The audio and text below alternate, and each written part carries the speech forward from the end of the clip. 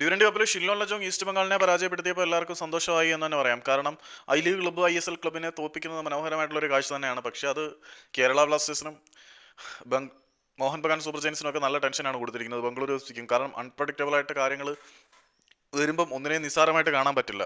Mohan Bagan super ജയൻസും Punjab എഫ്സിയും തമ്മിലുള്ള മത്സരത്തിൽ Mohan Bagan super ജയൻസിന് ഒരു സീറ്റ് കേക്ക് വിക്ടറിയാണ് എല്ലാവരും പ്രതീക്ഷിച്ചിരിക്കുന്നത്. പക്ഷേ കഴിഞ്ഞ മത്സരം പ്രതീക്ഷകൾക്ക് വിപരീതമായി വന്നതുകൊണ്ട് തന്നെ മോഹൻ ബഗാന്റെ ഉള്ളിൽ ചില അസ്വസ്ഥതകൾ വന്നാൽ അതിനെ കുറ്റം പറയാൻ പറ്റത്തില്ല.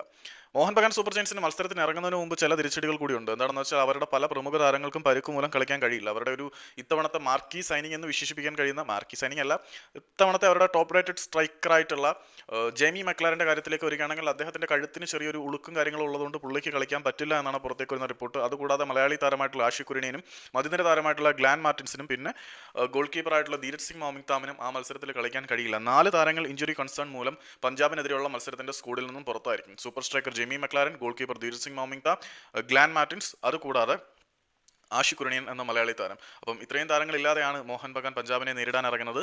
സോ മോഹൻ ബഗാൻ ആരാധകരുടെ ഉള്ളിൽ ചെറിയൊരു ആശങ്ക വന്നാൽ അതിനെ നമുക്ക് കുറ്റം പറയാൻ പറ്റില്ല.